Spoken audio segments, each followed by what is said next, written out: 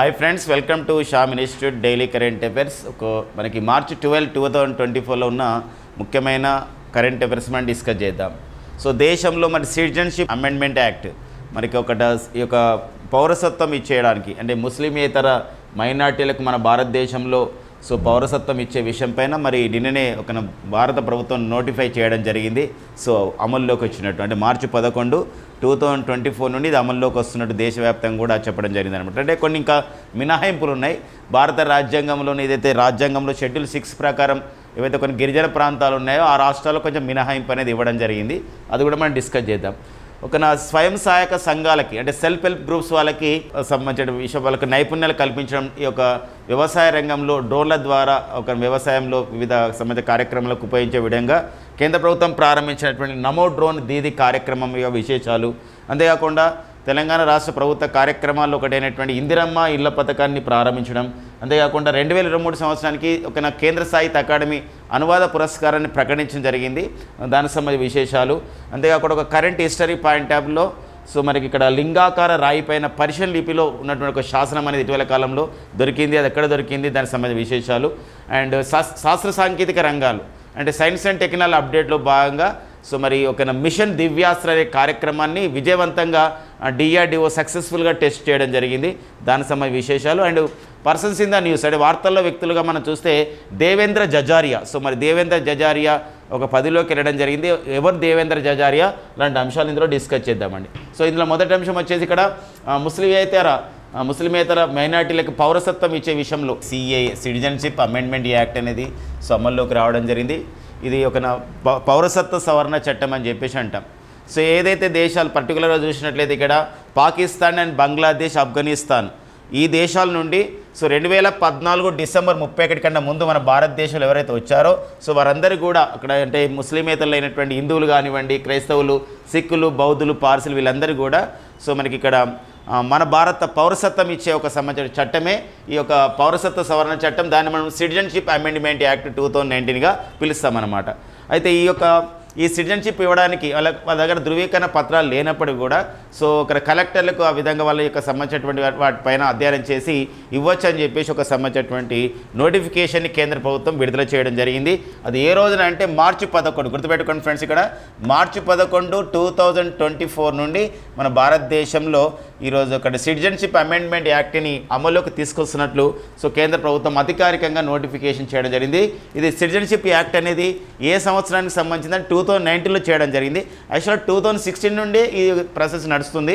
But అది 2016లో process అయినప్పుడు కూడా కానీ ఫైనల్గా 2019లో ఇది మన భారత పార్లమెంట్ ఆమోదించడం జరిగిందనమాట. ఆ నేపథ్యంలో మరి ప్రతిపక్షాలు కొంచెం విమర్శిస్తున్న సందర్భం ఉన్నప్పటికీ కూడా మరి ఇక్కడ హిందువులు ఎవరికి ఇది వర్తిస్తుందంటే 3 దేశాలు పాకిస్తాన్, బంగ్లాదేశ్, ఆఫ్ఘనిస్తాన్ నుండి ఎవరైతే మన భారతదేశానికి వచ్చారో అంటే ముస్లింలు కానివారు అంటే ముస్లిమేతరులు అంటే నాన్ ముస్లిమ్స్, అందులో హిందువులు, క్రైస్తవులు, సిక్కులు, బౌద్ధులు, పార్సీలు వీళ్ళకు మనకి పౌరసత్వం ఇచ్చే ఉంటుందన్నమాట. అయితే కొంచెం మినహాయింపు ఉంది. ఏంటా మినహాయింపు ఉందంటే ఇక్కడ 2 మినహాయింపులు ఉన్నాయి, 2 ఎగ్జంప్షన్స్ ఉన్నాయి. ఒకసారి మనకు కాన్సెప్ట్ నేర్చుకోవాలి. ఇక్కడ మన భారత రాజ్యాంగంలో 6వ షెడ్యూల్లో మరి కొన్ని గిరిజనుల ప్రాంతాల గురించి తెలియజేయడం జరిగింది. అస్సాం, మేఘాలయ, మిజోరం, త్రిపుర. ఈ గిరిజన ప్రాంతాల్లో ఎవరైతే ఈ ముస్లిమేతరులు వెళ్తున్నారో అక్కడ మనకి ఇక్కడ వాళ్ళకి ఇవ్వరనమాట, అలాంటిది ఉండదు. ఇంకొకటి ఏంటంటే 1973లో బెంగాల్ ఈశాన్య సరిహద్దు నియంత్రణ చట్టం అనేది వచ్చింది. దాని కింద నోటిఫై చేసినటువంటి ఏదైతే ఇన్నర్ లైన్ అని చెప్పేసి అంటాం. ఇన్నర్ లైన్ అంటే ఏంటంటే మనకి ఇది హోంశాఖ పరిధిలో ఏంటంటే ఒక ప్రాంతంకి వెళ్ళాలి, ఆ ప్రాంతానికి వెళ్ళాలంటే కేంద్ర ప్రభుత్వం యొక్క అనుమతి అవసరం. అలాంటి ఇన్నర్ లైన్లో ఉన్నటువంటి ప్రాంతాలకి అంటే ILP అంటాం, ఇన్నర్ లైన్ పర్మిట్, అలాంటి సంబంధించిన ప్రాంతాలకు కూడా ఈ సిటిజన్షిప్ యాక్ట్ అనేది వర్తించదనే విషయం గుర్తుపెట్టుకోండి. అంటే ఇక్కడ ఎవరు వర్తిస్తుంది, ఎవరు వర్తించదు, దానికి సంబంధించిన పూర్వపరాలు మనం ఖచ్చితంగా తెలుసుకోవాల్సిన అవసరం ఉంటుంది అనమాట. అంతేకాకుండా ఎవరు మరి మన దేశంలో ఈ ఆయా జిల్లాలో అంటే ఈ పాకిస్తాన్, బంగ్లాదేశ్, ఆఫ్ఘనిస్తాన్ వచ్చినటువంటి హిందువులు, క్రైస్తవులు, సిక్కులు, బౌద్ధులు, పార్సీలు ఎవరికి మరి పౌరసత్వం ఇస్తారంటే అక్కడ 2014 డిసెంబర్ 31 కన్నా ముందు వచ్చిన వాళ్ళు ఉండాలి. మరొక అంశం ఏంటంటే ఆ జిల్లా కలెక్టర్కు బాధ్యత ఇవ్వడం జరిగిందన్నమాట ఈ సిటిజన్షిప్ ఇవ్వడానికి వాళ్ళకి. ఓకేనా, ఇది ముస్లిమేతర మైనార్టీలకు పౌరసత్వ విషయంలో వచ్చినటువంటి ఒక సిటిజన్షిప్ యాక్ట్ అండి. నెక్స్ట్ వచ్చేసి మనకి నమో డ్రోన్ దీదీ. మన భారతదేశంలో పర్టికులర్గా చూసినట్లయితే స్వయం సహాయక సంఘాలకి డ్రోన్స్ విషయంలో అంటే వ్యవసాయ రంగంలో డ్రోన్స్ అంటే ఎక్కువగా పెళ్ళిళ్ళు వాటిలే మనకు గుర్తుకొస్తాయి. కాబట్టి ఇప్పుడు వ్యవసాయ రంగంతో పాటుగా మనకు ఇక్కడ రక్షణ రంగంలో కూడా డ్రోన్లు వాడుతున్న సందర్భం ఉంది. ఇలాంటి నేపథ్యంలో సో ఇక్కడ నమో డ్రోన్ దీదీ అనే కార్యక్రమాన్ని కేంద్ర ప్రభుత్వం శ్రీకారం చుట్టడం జరిగింది. దీని ద్వారా దేశంలో గ్రామీణ ప్రాంతాల్లో ఉన్నటువంటి స్వయం సహాయక సంఘాలు సెల్ఫ్ హెల్ప్ గ్రూప్స్ అని చెప్పేసి అంటాం. ఇదంటే సెల్ఫ్ హెల్ప్ గ్రూప్స్ అని చెప్పేసి అంటాం. సెల్ఫ్ హెల్ప్ గ్రూప్స్ అని చెప్పేసి అంటాం. మరి స్వయం సహాయక సంఘాల వాళ్ళకి శిక్షణ ఇవ్వడం జరుగుతుందన్నమాట. ఎందుకోసం అంటే ఇక్కడ ఫెర్టిలైజర్స్ స్ప్రే చేయడం కానివ్వండి, లేదా ఇన్సెక్టిసైడ్, పెస్టిసైడ్స్ ఇవన్నీ కూడా స్ప్రే చేసే విధంగా డ్రోన్స్ని ఎలా యూజ్ చేసుకోవాలని ప్రధానమైనటువంటి ఒక శిక్షణ ఉంటుంది. మరి ఇక్కడ పర్టికులర్గా చూసినట్లయితే తెలంగాణ, ఆంధ్రప్రదేశ్, కర్ణాటకకు చెందినటువంటి ఈ స్వయం సహాయక సంఘాల మహిళలకి శిక్షణ ఇవ్వడానికి డ్రోన్ల విషయంలో సో కొరమండల్ ఇంటర్నేషనల్ అనే సంస్థని కేంద్ర ప్రభుత్వం ఎంపిక చేయడం జరిగింది. స్వయం సహాయక సంఘాలకు చెందిన మహిళలకి శిక్షణ ఇవ్వడం, వాళ్ళని ఒక డ్రోన్ పైలట్స్గా ఆ విధంగా మార్చడం, తద్వారా గ్రామాలలో ఎందుకోసం అంటే యాంత్రీకరణ పెరగాల్సిన అవసరం ఉంటుంది. మనకి ఇప్పుడు ఎంఎస్ స్వామినాథన్ కమిటీ కూడా అదే చెప్పింది మనకి. సో వ్యవసాయ రంగంలో మెకనైజేషన్ పెరగాలి, యాంత్రీకరణ పెరగాలి. కాబట్టి దానికి అనుగుణంగా సో మనకి ఏమవుతుందంటే ఇక్కడ డ్రోన్స్ అనేది వాళ్ళకు ఉపయోగిస్తే వాళ్ళకు ఉపాధి కూడా దొరుకుతున్నటువంటి సందర్భం ఉంటుంది. డ్రోన్స్ ఇవ్వడం జరుగుతుంది అనమాట. ఇది నమో డ్రోన్ దీదీ కార్యక్రమం. ఇంపార్టెంట్ చూడండి, ఒకసారి కాన్సెప్ట్ ఆధారంగా అడిగితే నమో డ్రోన్ దీదీ కార్యక్రమం ఏంటంటే ఇక్కడ సో గ్రామీణ మహిళలకు డ్రోన్ పైలట్గా శిక్షణ ఇస్తారు. పర్టికులర్గా మనం చూసినట్లయితే నమో డ్రోన్ దీదీ కార్యక్రమంలో స్వయం సహాయక సంఘాల గ్రూపులకి మహిళలకు శిక్షణ ఇస్తారు. తెలంగాణ, ఆంధ్రప్రదేశ్, కర్ణాటక సో మరి ఈ 3 రాష్ట్రాల్లో సో ఎవరికి ఇక్కడ ఏ సంస్థ చేత శిక్షణ ఇవ్వబడుతుందంటే కొరమండల్ ఇంటర్నేషనల్ సంస్థ చేత శిక్షణ ఇవ్వబడుతున్నటువంటి సందర్భం అనమాట. ఓకేనండి. ఇక నెక్స్ట్ వచ్చేసి మరో ప్రాంతీయ అంశం అంటే తెలంగాణ సంబంధించినటువంటి ఒక ప్రాంతీయ అంశం. మార్చి 11, 2024 సో తెలంగాణ రాష్ట్రంలోని భద్రాచలంలో తెలంగాణ ముఖ్యమంత్రి యనమల రేవంత్ రెడ్డి గారు అండ్ తెలంగాణ ఉప ముఖ్యమంత్రి అండ్ ఆర్థిక శాఖ మంత్రి అయినటువంటి ఒక మల్లు భట్టి విక్రమార్క గారి చేత ఇక్కడ ఇందిరమ్మ ఇల్లు పథకానికి శ్రీకారం చుట్టడం జరిగింది. మార్చి 11, 2024. మరి ఇందిరమ్మ ఇల్లు పథకం ఒక టార్గెట్ ఏంది, what is the projected target ఏంది, ఇక్కడ లక్ష్యం ఏంటంటే సో ఒక 4.5 లక్షల ఇల్లు కట్టాలన్నమాట ఈ 5 yearsలో తెలంగాణ వ్యాప్తంగా. ప్రతి నియోజకవర్గానికి అంటే తెలంగాణ రాష్ట్రంలో ఒక అసెంబ్లీ కాన్స్టిట్యున్సీస్ ఉన్నాయంటే 119 కాన్స్టిట్యున్సీస్ ఉన్నాయి. వీటిల్లో మనకి ఇక్కడ ప్రతి నియోజకవర్గాన్ని అంటే ఈచ్ అండ్ ఎవ్రీ కాన్స్టిట్యున్సీకి ఒక 3,500 ఇళ్ళని కట్టాలి. ఇక్కడ గమనించాల్సిన ఒక విషయం ఉంది ఏంటంటే ఎవరైతే ఇల్లు స్థలం ఉందో ఆ ఇల్లు స్థలం సుమారుగా మినిమం స్థలం వచ్చేసి ఇక్కడ ఏంటంటే ఒక 400 సంబంధించినటువంటి ఒక స్క్వేర్ ఫీట్లో కట్టాల్సిన అవసరం ఉంటుంది. అండ్ ప్రతి హౌస్ కూడా కన్స్ట్రక్షన్కి 5 lakhs రూపీస్ ఇస్తారు. ఇందులో ఇంకొకటి ఉంది ఏంటంటే ఇక్కడ గిరిజనులు కానీ ఇలాంటి సంబంధించిన వాళ్ళకి ఇక్కడ మరో 1 లక్ష అదనంగా ఇస్తున్నారు. అంటే షెడ్యూల్ కులాలు అని షెడ్యూల్ తెగలకు సంబంధించిన వారికి మరొక 1 లక్ష అదనంగా ఇస్తున్నటువంటి కార్యక్రమం కూడా శ్రీకారం చుట్టడం జరిగింది. మరి బడ్జెట్ అలొకేషన్ ఎంత చేశారు ఇందిరమ్మ ఇల్లు పథకానికంటే సో 22,500 కోట్లు అండి. 22,500 కోట్లు. టార్గెట్ ఏంటంటే 4.5 లక్షల ఇల్లు కడతారనమాట. ఇది చూడండి మొత్తం క్లియర్ కట్గా మీకు ఇన్ఫర్మేషన్ రావడం జరిగింది. ఇందిరమ్మ ఇల్లు పథకం మార్చి 11, 2024 ప్రారంభించారు. భద్రాచలంలో ప్రారంభించారు. సో లక్ష్యం వచ్చేసి ఏంటంటే 4.5 లక్షల ఇల్లు. సో ప్రతి నియోజకవర్గానికి ఎన్నంటే 3,500 ఇల్లు. ఎంత బడ్జెట్ అలొకేషన్ చేశారు? 22,500 కోట్లు. లబ్ధిదారుడికి బెనిఫిషరీకి ఎంత ఇస్తారంటే 5 lakhs rupees. And SC ST వాళ్ళకైతే ఒక అదనంగా మరో 1 లక్ష రూపాయలది ఇవ్వడం జరుగుతుంది ఇందిరమ్మ ఇల్లు పథకం ద్వారా అనమాట. సో మనకు ఒక ప్రాంతీయ అంశంగా తెలంగాణ రాష్ట్ర ప్రాంతీయ అంశంగా ఇంపార్టెన్స్గా చూసుకోవాలి. అండ్ నెక్స్ట్ వచ్చేసి కేంద్ర సాహిత్య అకాడమీ పురస్కారం 2023 అండి. యాక్చువల్గా మనకి ఈ ఒక అవార్డ్స్ పైన పర్టికులర్గా లిటరేచర్ అవార్డ్స్ పైన సాహిత్యపరమైన అవార్డులపైన ఎక్కువగా బిడ్స్ వస్తున్న సందర్భం. ఈ మధ్య కాలంలో కూడా జరిగినటువంటి కొన్ని కాంపిటేటివ్ ఎగ్జామ్లలో తలా వంజుల పతాంజలి శాస్త్రి రాసినటువంటి పతాంజలి శాస్త్రి రాసినటువంటి ఏ పుస్తకానికి కేంద్ర సాహిత్య అకాడమీ అవార్డు వచ్చిందని చెప్పేసి అడిగిన సందర్భం ఉంది. సో అదే రామేశ్వరం కాకులు అనే పుస్తకానికి రావడం జరిగింది. రామేశ్వరం కాకులు. సో ఇలా మనకి ఎప్పుడు కూడా మనము ఒక జాతీయ స్థాయిలో లేకపోతే అంతర్జాతీయ స్థాయిలో లిటరేచర్ అవార్డ్స్లలో మనం డిస్కస్ చేసుకుంటాం ఈ యొక్క లిటరేచర్ అవార్డ్స్ వాళ్ళ గ్రహీతల్ని. కానీ ఎట్ ద సేమ్ టైం ప్రాంతీయ స్థాయిలో ఉన్నటువంటి రచయితలు మనం కూడా గుర్తుపెట్టుకోవాల్సిన అవసరం మనకు ఉంటుందండి. సో ఇలాంటి నేపథ్యం. ఈ మధ్యలో చూడండి డీకే చదులబాబు గారు మరి డీకే చదులబాబు గారు రాసినటువంటి ఏ పుస్తకానికి కేంద్ర సాహిత్య అకాడమీ రావడం జరిగింది, కేంద్ర సాహిత్య అకాడమీ వచ్చింది అవార్డు రీసెంట్గా అంటే వజ్రాల వాన అండి. ఇది వజ్రాల వాన. సో ఇలాంటి నేపథ్యాన్ని కూడా చూసుకోవాలి. ఒకటి మనకి ఏంటంటే ఆప్షన్స్ పరంగా కూడా అడుగుతున్న సందర్భం ఉంటుంది. ఓకేనా. సో ఇక్కడ నెక్స్ట్ వచ్చేసి ఇక్కడ ఇంకా కొన్ని అంశాలు చూసినట్టయితే ఇక్కడ మనకి గోరేటి వెంకయ్య గారు సో మరి తెలంగాణలో పేరొందినటువంటి ఒక రచయిత గోరెటి వెంకన్న గారు. మరి గోరెటి వెంకన్న గారు రాసినటువంటి ఏ పుస్తకానికి కేంద్ర సాహిత్య అకాడమీ అవార్డు వచ్చిందండి ఇక్కడ? ఒక వల్లంకి తాళం అంటే ఇది వల్లంకి తాళం అనే పుస్తకానికి రావడం జరిగింది. వల్లంకి తాళం అనే పుస్తకం. కాబట్టి ఇక్కడ మరి కేంద్ర సాహిత్య అకాడమీ అనువాద పురస్కారం ఇచ్చారనమాట, ట్రాన్స్లేషన్ వరకు. మరి కరీంనగర్కి చెందినవారు వీరు నాగరాజు, డాక్టర్ నాగరాజు సురేంద్ర గారికి ఇవ్వడం జరిగింది. వీరి యొక్క కలం పేరు వచ్చేసి ఏలనాగా. వీరు గాలిబ్ నాటి కాలం అనే ఒక అనువాద పుస్తకానికి, ఒక తెలుగు అనువాద పుస్తకానికి 2023 సంవత్సరానికి కేంద్ర సాహిత్య అకాడమీ అవార్డు అనువాద పురస్కారంలో ట్రాన్స్లేషన్ వర్క్లో రావడం జరిగినటువంటి విషయం గుర్తుపెట్టుకోండి. మరి కేంద్ర సాహిత్య అకాడమీ అంటున్నాం. మరి కేంద్ర సాహిత్య అకాడమీకి ప్రజెంట్ అధ్యక్షుడిగా ఎవరున్నారని చెప్పేసి అంటారు. The president of the central సాహిత్య అకాడమీ వచ్చేసి మాధవ్ కౌశిక్ అనేవారు ప్రజెంట్ అయితే మరి కేంద్ర సాహిత్య అకాడమీకి అధ్యక్షుడిగా ఉన్నారు. అంతేకాకుండా కేంద్ర సాహిత్య అకాడమీలో కార్యదర్శిగా, సెక్రటరీగా ఎవరు పనిచేస్తున్నారని చెప్పేసి అంటే మన తెలుగువాడైనటువంటి కె శ్రీనివాసరావు గారు అండి. ఎవరంటే కె శ్రీనివాసరావు గారు అధ్యక్షుడిగా పనిచేస్తున్నటువంటి సందర్భం. ఈ మధ్య కాలంలో మనకు న్యూస్లో ఉంది కేంద్ర సాహిత్య అకాడమీ 2023 సంవత్సరానికి గాను కేంద్ర సాహిత్య అకాడమీ చేత జ్ఞానపీఠ అవార్డు కూడా ఇవ్వడం జరిగింది for the year of the 2023.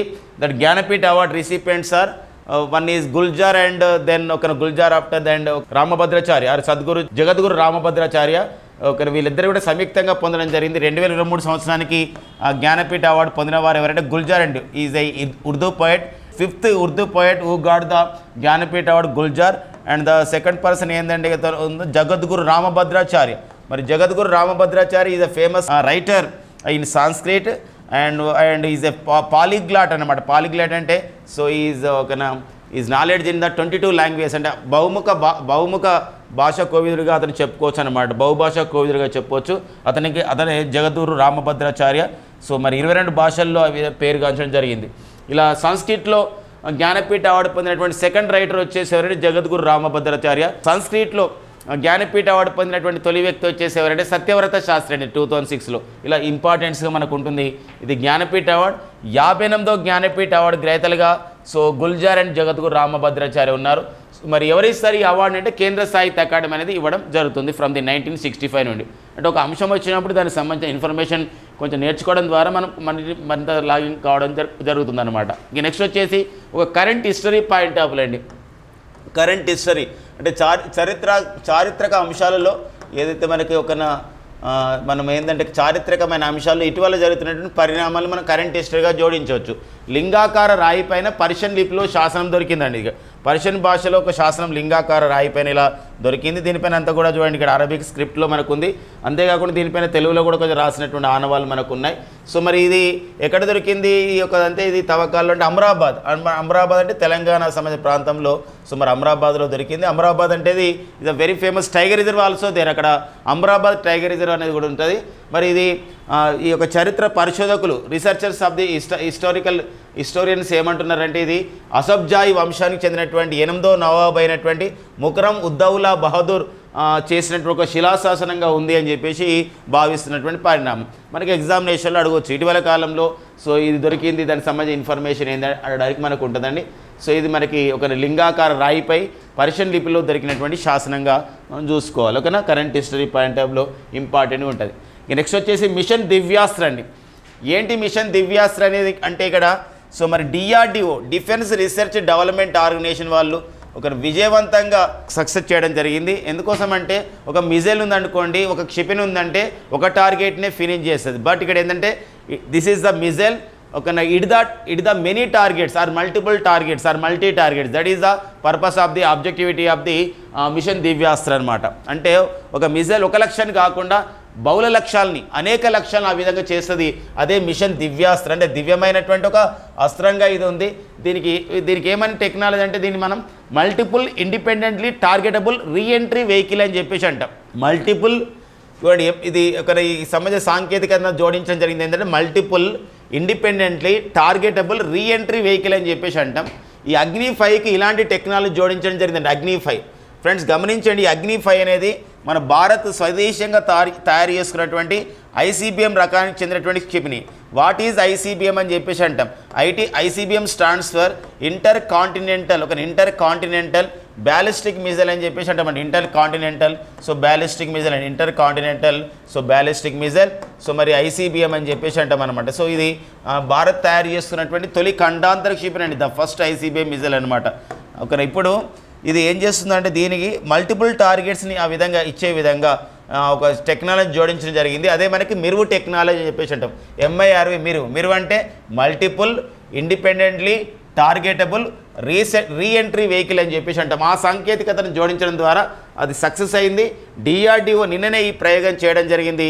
So ఎక్కడ చేయడం జరిగింది? డిఫెన్స్ రీసెర్చ్ డెవలప్మెంట్ ఆర్గనైజేషన్ అంటే ఒడిషా రాష్ట్రంలోని తీర ప్రాంతంలో ఉన్నటువంటి బాలాసోర్ జిల్లా చాందీపూర్లో ఉన్నటువంటి కలాం దీవులు అండి, కలాం ఐలాండ్స్ అని చెప్పేసి అంటాం. Previously we called that is Wheeler islands. So మరి కలాం ఐలాండ్స్లో ఉన్నటువంటి where DRDO's one test centre is there, that is called ITR అంటే ఇంటిగ్రేటెడ్ టెస్ట్ రేంజ్ నుండి విజయవంతంగా పరీక్షించడం జరిగింది. సో దీని టార్గెట్ కూడా ఎక్స్టెండ్ చేసిన అనమాట. 5,000 నుండి 8,000 కిలోమీటర్ల లక్ష్యాలను కూడా ఛేదించే విధంగా దీన్ని తయారు చేయడం జరిగింది. ప్రపంచంలో ఇలాంటి సాంకేతికత ఇక్కడ చూడండి.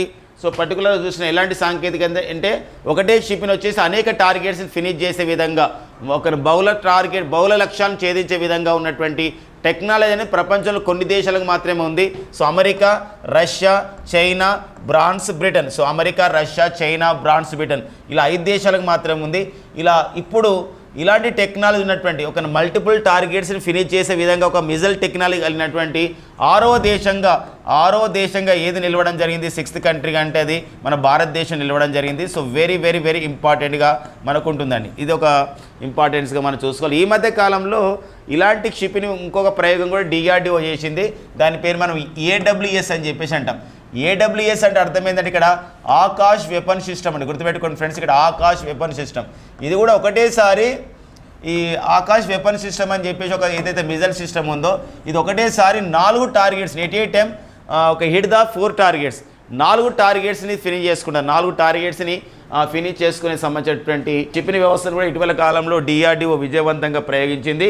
ఆకాష్ వెపన్ సిస్టమ్ తర్వాత మళ్ళీ మిషన్ దివ్యాస్త్ర అనే పేరుతో అగ్ని 5లో అనేక టార్గెట్స్ ఫినిష్ చేసే విధంగా మల్టిపుల్ ఇండిపెండెంట్లీ టార్గెటబుల్ రీఎంట్రీ వెహికల్కి ఆ విధంగా ఒక సాంకేతికతను జోడించి ఆ విధంగా పరీక్షించడం జరిగింది. ఇది ఒక ఇంపార్టెన్స్గా మనం గుర్తుపెట్టుకోవాల్సినటువంటి అవసరం చాలా ఉంటుందండి. మరొక విషయం ఈ సందర్భం గమనించాలి. DRDO ఒక విషయం చెప్పడం జరిగింది. ఏంటంటే ఈ మిషన్ దివ్యాస్త్ర కార్యక్రమానికి ఒక ఉమెన్ డైరెక్టర్గా ఉంది అని చెప్పేసి ఆ విధంగా ఉంది. ఆమె పేరైతే ప్రకటించలేదు. కొందరైతే శంకరి చంద్రశేఖరన్ కావచ్చు అని చెప్పేసి అంటున్నారు. సో మనం అధికారికంగా ప్రకటించుకున్న తర్వాత మనం వాళ్ళ యొక్క పేరు మనం చెప్దాం. గవర్నమెంట్ నుండి, ప్రభుత్వం నుండి ఒక సరైన ఇన్ఫర్మేషన్ వచ్చిన తర్వాత దానిపైన డిస్కస్ చేద్దాం. ఎందుకోసం అంటే ఒక ఉమెన్ నేతృత్వం వహించారు మిషన్ దివ్యాస్త్రని మాత్రమే ఇవ్వడం జరిగిందండి. ఒక ఉమెన్ నేతృత్వం వహించారు, ఒక మహిళ నేతృత్వం వహించారని. కానీ ఆ మహిళ ఎవరో మనకి ఇవ్వలేదు పేరు. కానీ రాగానే మనం చెప్పుకునే ప్రయత్నం చేద్దాం. అందుకోసం అఫీషియల్ నోటే మనకి ఇంపార్టెంట్ కాబట్టి. సో ఇది మిషన్ దివ్యాస్త్ర. ప్రతి పాయింట్ కూడా మనకి ఇంపార్టెంట్గా మనకు ఉంటుంది. ఎక్కడ ప్రయోగించారు, ఏంది, ఇలాంటి విషయాలపైన కూడా ఎంత లక్ష్యం ఏంది, ICBM అంటే ఏంటి, ఇలాంటి విషయం. DRDO ఇది విజయవంతంగా పరీక్షించింది కాబట్టి DRDO గురించి కూడా మరింత సమాచారం చెప్పుకుందాం. 1958లో DRDO అనేది ఏర్పాటు చేయబడింది జనవరి 1న. DRDOకి ప్రజెంట్ డైరెక్టర్ జనరల్గా చైర్మన్ అంటారు. DRDOకి ప్రజెంట్ చైర్మన్గా పనిచేస్తున్న వారు వచ్చేసి ఇక్కడ సమీర్ వి కామత్ అండి. ఎవరంటే సమీర్ వి కామత్ అనేవారు మరి DRDOకి చైర్మన్గా పనిచేస్తున్న సందర్భం. సమీర్ వి కామత్ సో DRDOకి చైర్మన్గా పనిచేస్తున్నారు అనమాట. సో ఆ నేపథ్యాన్ని కూడా చూసుకోవాల్సిన అవసరం ఉందండి. ఇక నెక్స్ట్ వచ్చేసి దేవేంద్ర జజారియా. ఎవరండి మరి దేవేంద్ర జజారియా? సో వారి యొక్క ఇంపార్టెన్స్ ఏంది? దేవేంద్ర జజారియా అంటే వీరు, సో మన ఫోటోలో చూడొచ్చు, వీరు రెండు సార్లు పారా ఒలింపిక్ క్రీడల్లో స్వర్ణ పథకం సాధించాడండి. So the player who won the 2 gold medals in para Olympics games అనమాట. 2 సార్లు. మరి ఇతను ఎవరంటే ఇతను జావలిన్ థ్రోయర్ అండి. జావలిన్ ప్లేయర్, జావలిన్ థ్రోయర్ అని చెప్పేసి అండి. Javelin thrower. జావలిన్ అంటే క్రీడ. ఎవరైతే అందులో ఆటగాళ్ళని ఏమంటారంటే ఆట ఆడేవాళ్ళని, ఆ ప్లేయర్ని జావలిన్ థ్రోయర్ అని చెప్పేసి అంటారు. అలాంటి జావలిన్ ప్లేయర్ ఇతను. మరి 2 సార్లు ఈ won the 2 gold medals in the Olympics అండి. అంటే గోల్డ్ మెడల్స్ అంటే ఎవరైతే వికలాంగుల క్రీడలు ఉంటారో వాళ్ళని పారా ఒలింపిక్ ప్లేయర్ అని చెప్పేసి అంటున్నాం. 2 గోల్డ్ మెడల్స్ వచ్చినాయి ఇంతవరకు పారా ఒలింపిక్లో. అయితే మరి ఎందుకు న్యూస్లో ఉన్నాయంటే recently elected as a para Olympic committee of India. Para Olympic committee of India, భారతదేశ పారా ఒలింపిక్ సంఘానికి వీరు అధ్యక్షుడు కావడం జరిగిందనమాట. సో ఇది ఒక ఇంపార్టెన్స్గా మనం చూసుకోవాల్సినటువంటి అవసరం మనకు ఉంటుంది. సో మరి దీపా మాలిక్ పోటీ పడింది జావలిన్ ఆమె ఓడిపోవడం జరిగింది. సో మరి ఒక దేవేంద్ర జజారియా ఈ టైటిల్ అంటే ఈ సంబంధించినటువంటి పదవిలో రావడం జరిగింది. కాబట్టి జాతీయ పారా ఒలింపిక్ సంఘాన్ని గుర్తుపెట్టుకొని, ఇక్కడ జాతీయ పారాలింపిక్స్ అంటే లేదా పారా ఒలింపిక్స్ అని కూడా అనొచ్చండి. జాతీయ పారా ఒలింపిక్ సంఘానికి ఒక అధ్యక్షుడిగా నూతన అధ్యక్షుడిగా నియమితులైన వారు ఎవరు అని చెప్పేసి అంటే అతను ఎవరండి? ఇతను సో దేవేంద్ర జజారియా. ఎవరైనా దేవేంద్ర జజారియా సో మరి నూతన అధ్యక్షుడు నియమితులు కావడం జరిగిందనే విషయం గుర్తుపెట్టుకోండి. వారు ఏ ప్లేయర్ కూడా మనకి ఇంపార్టెంట్గా ఉంటుంది. మరొక విషయం గమనించాలి, ఇక్కడ జాతీయ పారా ఒలింపిక్ సంఘం అధ్యక్షుడు వచ్చేసి దేవేంద్ర జజారియా. మరి జాతీయ ఒలింపిక్ సంఘం అని చెప్పేసి అంటాం. అంటే జాతీయ ఒలింపిక్ సంఘం అంటే ఇక్కడ నేషనల్ ఒలింపిక్ అసోసియేషన్. మరి జాతీయ ఒలింపిక్ సంఘానికి నేషనల్ ఒలింపిక్ అసోసియేషన్కి మరి ప్రెసిడెంట్గా చైర్మన్గా సో ఎవరు పనిచేస్తున్నారని చెప్పేసి అంటారు.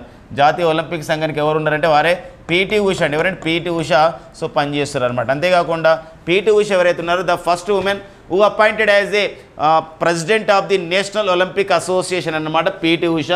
ఆ నేపథ్యానికి గమనించాలి. మరొక విషయం గమనించాలి, జాతీయ ఒలింపిక్ సంఘం ఉంటుంది, అంతర్జాతీయ ఒలింపిక్ సంఘం కూడా ఉంటుంది, ఇంటర్నేషనల్ ఒలింపిక్ అసోసియేషన్. మరి అంతర్జాతీయ ఒలింపిక్ సంఘానికి ఓకేనా, అంతర్జాతీయ ఒలింపిక్ సంఘానికి సో అధ్యక్షుడిగా ఎవరు పనిచేస్తున్నారు? అంతర్జాతీయ ఒలింపిక్ సంఘానికి సో అధ్యక్షుడిగా ఎవరున్నారని చెప్పేసి అంటే వారే థామస్ బ్యాచ్ అండి. ఎవరైనా థామస్ బ్యాచ్ అనేవారు ఉంటున్నారు. థామస్ బ్యాచ్ ఆ నేపథ్యం గుర్తుపెట్టుకుంటాం. దాంతోపాటుగా ఇప్పుడు బీసీసీఐ అని చెప్పేసి అంటాం. మరి బీసీసీఐకి అధ్యక్షుడిగా ఎవరున్నారని చెప్పేసి అంటే రోజర్ బిన్ అండి. రోజర్ బిన్నీ ఉన్నారు. అదే అంతర్జాతీయ క్రికెట్ మండలి ఐసీసీకి అధ్యక్షుడిగా ఎవరున్నారంటే గ్రేగ్ బార్క్లే అండి. ఎవరంటే గ్రేగ్ బార్క్లే ఉన్నారు. ఈ మధ్యలో వివాదాస్పదమైనటువంటి జాతీయ రెజ్లింగ్ సమాఖ్య గుర్తుపెట్టుకోండి ఫ్రెండ్స్, ఇక్కడ జాతీయ రెజ్లింగ్ సమాఖ్యకి అధ్యక్షుడిగా ఎవరు పనిచేస్తున్నారని చెప్పేసి అంటారు. ఎవరు పనిచేస్తున్నారంటే వారే చూడండి ఇక్కడ సంజయ్ సింగ్ అండి. సంజయ్ సింగ్ అనేవారు సో పనిచేస్తున్నటువంటి సందర్భం అనమాట సంజయ్ సింగ్. దాంతోపాటు ఇంకొక విషయం గమనించాల్సిన అవసరం ఉందండి.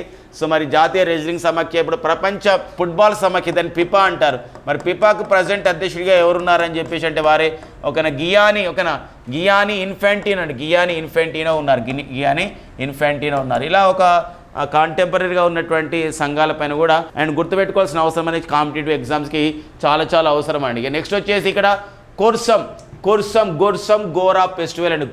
గోరా తెలుగులో రాసుకుందామండి ఫ్రెండ్స్. ఇక్కడ ఒక గోర్సం కోరా ఫెస్టివల్ అండి. ఇది ఒక పండుగ అన్నమాట. ఇది బౌద్ధుల పండుగ, బుద్ధుల పండుగ, బుద్ధిజంలో నిర్వహిస్తున్నటువంటి పండుగ. ఇది అరుణాచల్ ప్రదేశ్లోని తవాంగ్ ప్రాంతంలో నిర్వహిస్తున్నారు. అయితే ఈ యొక్క సంవత్సరం బౌద్ధుల ఫెస్టివల్గా మన ఇక్కడ ఇమేజ్లో కూడా చూడొచ్చండి ఇది.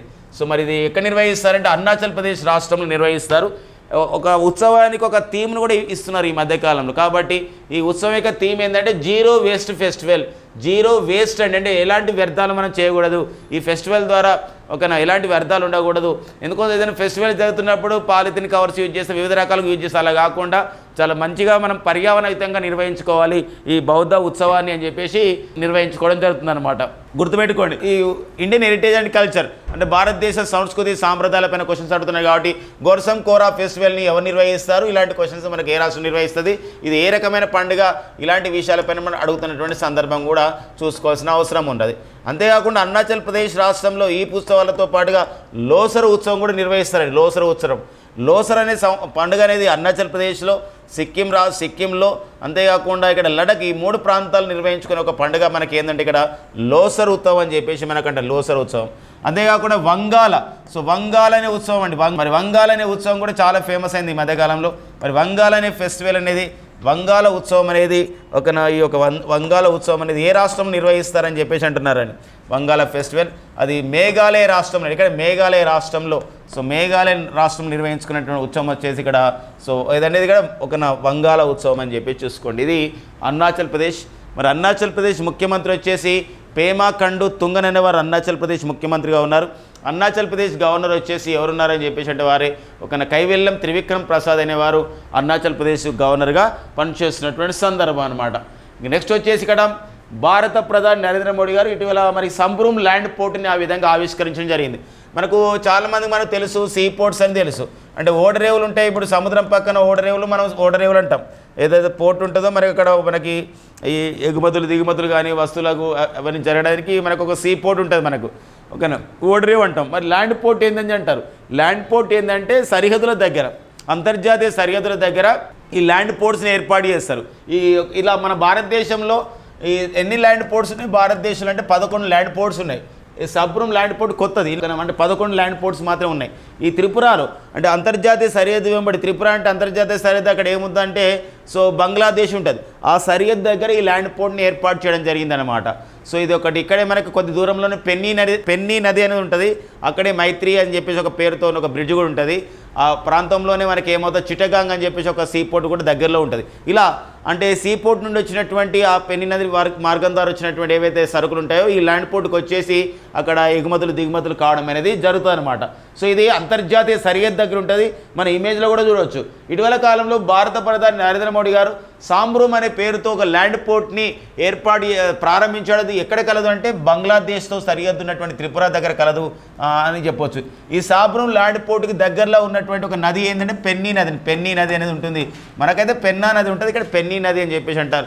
ఈ పెన్నీ నదిపై నిర్మించినటువంటి ఒక బ్రిడ్జ్ పేరు ఏం పేరంటే ఇక్కడ మైత్రి బ్రిడ్జ్ అని పిలుస్తాం అనమాట. ఆ పాయింట్ కూడా ఇక్కడ చూసుకోవాల్సిన అవసరం చాలా ఉంటుందండి. ఇక త్రిపుర అంటున్నాం కాబట్టి గుర్తుపెట్టుకోండి ఫ్రెండ్స్, త్రిపుర అని చెప్పేసి అన్నప్పుడు సో మనకు ఇద్దరు వ్యక్తులు చాలా ఇంపార్టెంట్గా ఉంటారు. ఒకరు వచ్చేసి మానిక్ సాహా. సో ఎవరండి త్రిపుర మానిక్ సాహా ఇంపార్టెన్స్ ఏంటంటే the present CM of the Tripura వచ్చేసి ఎవరంటే ఇక్కడ Manik Saha. And present governor of the Tripura వచ్చేసి ప్రజెంట్ మరి త్రిపుర గవర్నర్గా ఎవరున్నారంటే మన తెలుగువారు అయినటువంటి సో నల్లు ఇంద్రసేనారెడ్డి గారు అండి. నల్లు ఇంద్రసేనారెడ్డి గారు ప్రజెంట్ వచ్చేసి వారు ఒక త్రిపురకి ముఖ్యమంత్రిగా గవర్నర్గా పనిచేస్తున్న నల్లు ఇంద్రసేనారెడ్డి గారు. మానిక్ సాహా వచ్చేసి త్రిపురకి సో గవర్నర్గా త్రిపురకి సీఎం అండి. త్రిపుర సీఎం వచ్చేసి మరొకసారి చూద్దాం. త్రిపుర సీఎం వచ్చేసి మానిక్ సాహా అండ్ త్రిపుర గవర్నర్ వచ్చేసి ఎవరండి ఇక్కడ సో నల్లు ఇంద్రసేనారెడ్డి అండి. నల్లు ఇంద్రసేనారెడ్డి. ఒక నెక్స్ట్ పాయింట్ చూద్దాం. యౌండే డిక్లరేషన్. సో ఇది పేరు చూస్తేనే డిఫరెంట్ అనిపిస్తుంది చూడండి. అసలు ఇదేంది పేరు అనుకుంటాం, చదవబుద్ధి కాదు. యౌండే అంటే పేరు ఇలా రాస్తారు తెలుగులో. యౌండే డిక్లరేషన్. యౌండే అనే ఒక సంబంధించినటువంటి ఇది అనమాట. ఎక్కడ ఉంటుంది యముండే అంటే? యముండే మనకు తెలుసు. యముండే అది మనకు అని మనకు డైలాగ్ తెలుసు. బట్ ఇక్కడ యౌండే అనేది ఏంటంటే ఇక్కడ యౌండే అనేది ఎక్కడంటే ఇది మనకి కామరూన్ దేశ రాజధాని. గుర్తుపెట్టుకోండి ఫ్రెండ్స్, కామరూన్ దేశ రాజధాని. కామరూన్ దేశ రాజధాని వచ్చేసి కామరూస్ ఉంటుందండి. కామరూన్ దేశం కూడా ఉంటుంది. బాగా గుర్తుపెట్టుకోవాలి, చాలా ఇంపార్టెంట్. ఎందుకో మీకు చెప్తాను ఇప్పుడు. సో కామరూన్ దేశం, ఈ కామరూన్ దేశంలో ఒక ప్రపంచ ఆరోగ్య సంస్థతో కలిసి ఇక్కడ చూడండి, మన పేరు ఇక్కడ చూడొచ్చు, ఇక్కడ ఇమేజ్లో కూడా చూడొచ్చు. ఒక కాన్ఫరెన్స్, ఒక మినిస్ట్రియల్ లెవెల్ కాన్ఫరెన్స్ జరిగింది ఇక్కడ. ప్రపంచ ఆరోగ్య సంస్థ ఇందులో భాగస్వామి అయింది. ఈ కాన్ఫరెన్స్ ఉద్దేశం ఏంటంటే ఆ ఉద్దేశాన్ని ఏం చేశారంటే వాళ్ళు ఏం చేయాలని దాన్ని ఒక డిక్లరేషన్ చేశారనమాట, ఒక ప్రకటన చేశారు. ఆ ప్రకటన పేరు యౌండే డిక్లరేషన్ అంటాం. ఎండింగ్ మలేరియా డెత్స్ అంటే ఆఫ్రికా ఖండంలో ఒక 11 దేశాలలో మలేరియా మస్తు ఒక 70%, ప్రపంచంలో 70% మరణాలు ఈ 11 దేశాల్లో జరుగుతున్నాయి మలేరియా వల్ల. మన ఈ ప్లాస్మోడియం వైవాక్స్, ప్లాస్మోడియం పాల్సిపేరం అని చెప్పేసి కొన్ని పరాన్నజీవుల వల్ల ఈ మలేరియా అనేది కాజ్ అవుతుంది. మరి ఇలాంటి నేపథ్యంలో మనకి ఇక్కడ 11 కంట్రీస్ వాళ్ళ యొక్క ఆరోగ్య శాఖ మంత్రులు అండ్ ప్రపంచ ఆరోగ్య సంస్థ సంయుక్తంగా ఈ కామరూన్ దేశ రాజధాని యౌండేలో ఒక సమావేశం ఏర్పాటు చేసి ఒక డిక్లరేషన్ పాస్ చేశారు. మనం ఖచ్చితంగా మలేరియా నిర్మూలన కృషి చేయాలని చెప్పేసి. అదే ఎండింగ్ మలేరియా డెత్స్ అంటే మలేరియా మరణాలను మనం తగ్గించుకోవాలి. ప్రపంచ ఆరోగ్య సంస్థ యొక్క సంబంధించిన సూచనలు మనం ఖచ్చితంగా గైడ్లైన్స్ పాటించాలి అని చెప్పేసి 11 దేశాలు సంతకం చేసిన ఒక డిక్లరేషనే యౌండే డిక్లరేషన్. ఇటీవల కాలంలో యౌండే డిక్లరేషన్ దేని గురించి తెలియజేస్తుంది? మలేరియా మరణాలు ఆ విధంగా తగ్గడానికి 11 ఆఫ్రికా దేశాలు కలిసి చేసుకున్నటువంటి ఒక ప్రకటననే యౌండే డిక్లరేషన్ అని చెప్పేసి అంటే మనకి చాలా ఇంపార్టెన్స్గా మనకు ఉంటుంది. ఎందుకోసం అంటే ఈ మధ్యకాలంలో మలేరియా అనేది మన ప్రపంచంలో మన ప్రపంచ ఆరోగ్య సంస్థ చేత, వరల్డ్ హెల్త్ ఆర్గనైజేషన్ చేత సో మనకి 2023లో మలేరియా రహిత దేశాలుగా ప్రకటించబడ్డవి 2 దేశాలు. ఏవా 2 దేశాలు అంటే ఒకటి అజర్బైజాన్ రిపబ్లిక్ అనే దేశం మలేరియా రహిత దేశంగా ప్రకటించబడింది. అండ్ 2023లో మరొక దేశం తజకిస్తాన్ దేశం ప్రకటించబడింది. తజకిస్తాన్ అండ్ అజర్బైజాన్ తర్వాత 2024 జనవరిలో మలేరియా రహిత దేశంగా ప్రకటించబడింది ఏదంటే కేప్ వర్డే లేదా కబో వర్డే అనే దేశం. ఇది ఆఫ్రికా ఖండ దేశంగా మనం చెప్పుకుంటున్నాం. ఇలా మొత్తం కూడా మలేరియా రహిత దేశాలుగా ప్రకటించబడ్డ దేశాలు వచ్చేసి ఇక్కడ 43 దేశాలు ఉన్నాయి. అయితే ఇలాంటి నేపథ్యంలో ఫస్ట్ టైం మలేరియా టీకాని ప్రపంచంలో తొలిసారిగా మలేరియా వ్యాక్సిన్ని తమ దేశ ప్రజలకి అమల్లోకి తెచ్చినటువంటి తొలి దేశం వచ్చేసి ఏంటంటే అది ప్రపంచంలో తొలిసారిగా అంటే కామరూన్ దేశం. కామరూన్ దేశ రాజధాని యౌండేలో ఈ సమావేశం జరిగిందనమాట. మమ్మల్ని ఆదర్శంగా తీసుకోమని చెప్పేసి ప్రపంచ ఆరోగ్య సంస్థ కామరూన్ ఆదర్శంగా తీసుకోవాలని చెప్తుంది అనమాట. ఇంకొక విషయం, కామరూన్ ఉంటుంది అండ్ కామరూస్ ఉంటుందండి.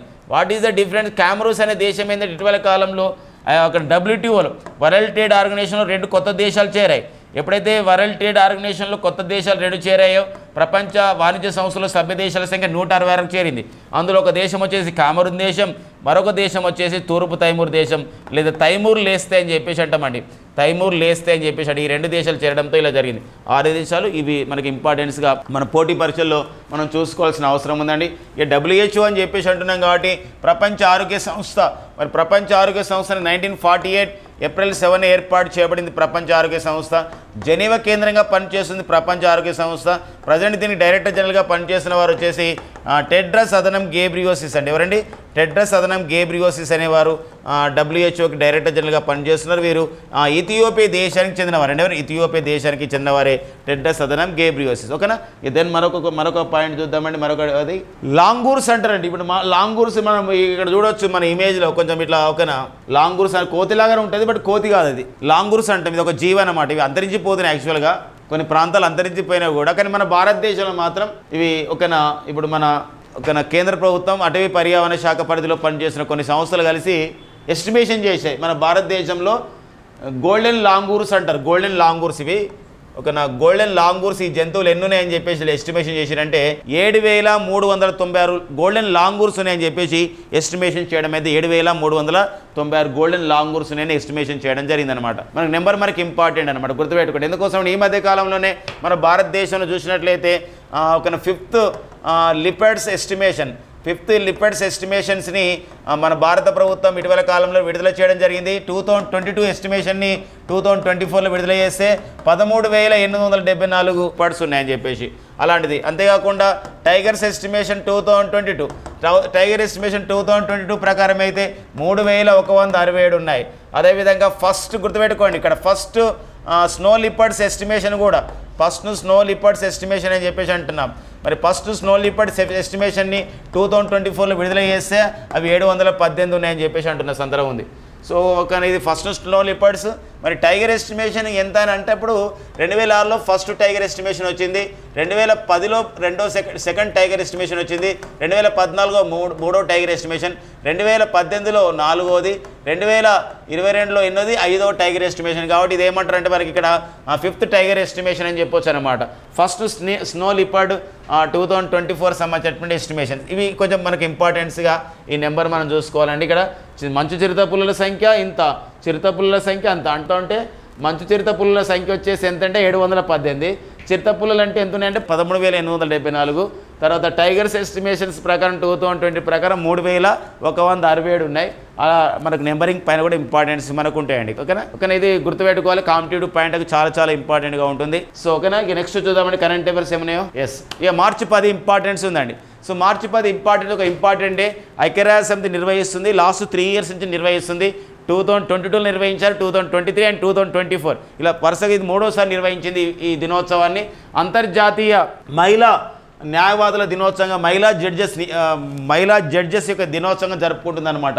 So international day of the women జడ్జెస్గా నిర్వహిస్తున్నాం. ఈ ఉమెన్ జడ్జెస్ యొక్క క్యాంపెయిన్ థీమ్ అండ్ ఒక కార్యక్రమానికి ఏమని థీమ్ ఇవ్వడం జరిగింది అని చెప్పేసి అంటే ఇక్కడ క్యాంపెయిన్ థీమ్ వచ్చేసి క్యాంపెయిన్ థీమ్ అని చెప్పేసి అంటామండి.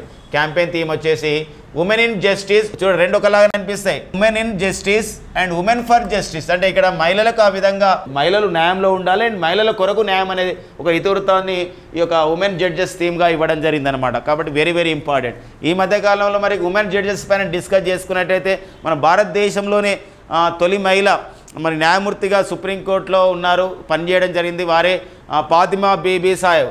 ఈ మధ్యలో వారికి 2024 సంవత్సరానికి పద్మభూషణ్ అవార్డు కూడా ఇచ్చారు. ఫాతిమా బీబీ సాహెబ్, గుర్తుపెట్టుకోండి, ఫాతిమా బీబీ సాహెబ్ అండి. సో ఫాతిమా బీబీ సాహెబ్ మన దేశంలో సుప్రీంకోర్ట్ ఆఫ్ ఇండియాకి జడ్జిగా నియమితులైనటువంటి తొలి మహిళ ఎవరు అని చెప్పేసి ఫాతిమా బీబీ సాహెబ్. తమిళనాడు రాష్ట్ర గవర్నర్ కూడా పనిచేశారు. వీరికి 2024 సంవత్సరానికి భారత ప్రభుత్వం పద్మభూషణ్ అవార్డు ఇచ్చింది. మొత్తం 17 మంది పద్మభూషణ్ అవార్డు గ్రహీతలు ఒకరు. సో ఫాతిమా బీబీ సాహెబ్. ఇక లీలా సేత్ గురించి కూడా డిస్కస్ చేసుకోవచ్చు. మన భారతదేశంలో ఒక రాష్ట్ర హైకోర్టుకి ప్రధాన న్యాయమూర్తిగా పనిచేసినటువంటి తొలి మహిళగా, రాష్ట్ర హైకోర్టుకి ప్రధాన న్యాయమూర్తిగా పనిచేసే తొలి మహిళ వచ్చేసి ఇక్కడ ఎవరండి? లీలా సేత్ అనే అంశం కూడా ఇంపార్టెన్స్గా చూసుకోవాల్సిన అవసరం ఉందండి. ఇక నెక్స్ట్ వచ్చేసి మనకి మన భారత సుప్రీంకోర్టులో ప్రజెంట్ అయితే ఎంతమంది న్యాయమూర్తులు ఉన్నారు అంటే మొత్తం 11 మంది మహిళలు న్యాయమూర్తులు అయ్యారు ఇంతవరకు మన భారత సుప్రీంకోర్టులో. మరి ఎంతమంది న్యాయమూర్తులు ప్రజెంట్ పనిచేస్తున్నారని చెప్పేసి అంటారు. ప్రజెంట్ పనిచేస్తున్న వాళ్ళలో మనం చూసినట్లయితే ఇక్కడ జస్టిస్ బేలా ఎం త్రివేది అండి. జస్టిస్ బేలా ఎం త్రివేది మన భారత సుప్రీంకోర్టులో న్యాయమూర్తిగా పనిచేస్తున్నారు. అండ్ జస్టిస్ హిమకోహ్లీ కూడా మనకు న్యాయమూర్తిగా పనిచేస్తున్నారు. జస్టిస్ హిమకోహ్లీ గతంలో జస్టిస్ హిమకోహ్లీ గారు తెలంగాణ రాష్ట్ర హైకోర్టుకి ప్రధాన న్యాయమూర్తిగా పనిచేశారు. అండ్ జస్టిస్ బివి నాగరత్న అండి. వీరు ముగ్గురు ప్రజెంట్ పనిచేస్తున్నారు మన భారత సుప్రీంకోర్టులో న్యాయమూర్తులుగా పనిచేస్తున్నారు. జస్టిస్ బివి నాగరత్న యొక్క ప్రత్యేకత ఏంటంటే 2027 ఆగస్టులో మన భారత సుప్రీంకోర్టుకి వీరు ప్రధాన న్యాయమూర్తి పదవిని చేపట్టబోతున్నారని చెప్పేసి ఒక సంబంధించినటువంటి అంశం కూడా మనకి ఆ విషయం కూడా గమనించాలి. ఈ జడ్జెస్ సందర్భంగా న్యాయమూర్తుల సందర్భంగా ఈ అంశాలన్నీ కూడా డిస్కస్ చేసుకోవడం జరిగిందనమాట. అంటే వీళ్ళతో పాటుగా అంటే గతంలో మళ్ళీ 8 మంది ఉంటారు. అంటే మొత్తం వాళ్ళు 8 మంది అండ్ వీళ్ళు ముగ్గురు మొత్తం 11 మంది అనమాట. ఇప్పుడు ఫస్ట్ ఎవరు మన భారత సుప్రీంకోర్టులో న్యాయమూర్తిగా పనిచేసిన మహిళ అంటే ఫాతిమా బీబీ సాహెబ్, తర్వాత రూమా లాల్, తర్వాత సుజాత సింగ్, తర్వాత మనం చూసినట్లయితే ఇక్కడ రంజన్ ప్రకాష్ దేశాయ్, జ్ఞానసుధ మిశ్రా, భానుమతి, ఇందూ మల్హోత్రా, ఇందిరా బెనర్జీ. వీళ్ళందరూ ఉంటారనమాట. వీళ్ళు వాళ్ళందరూ రిటైర్మెంట్ అయ్యారు. ఇప్పుడు వీళ్ళు పనిచేస్తున్నారు అనమాట. ఎవరు justice Bela M Trivedi, justice Hima Kohli, justice B V Nagarathna అనమాట. ఓకేనండి. ఇవి మనం అంతర్జాతీయ మహిళా జడ్జిల దినోత్సవం సందర్భంగా డిస్కస్ చేసుకోవడం జరిగిందండి. ఫ్రెండ్స్, ఇవ్వండి మనకి మార్చి 12, 2024లో ఉన్న ముఖ్యమైన ఎగ్జామ్ ఓరియంటెడ్ కరెంట్ అఫైర్స్ అండి. Thank you friends and all the best.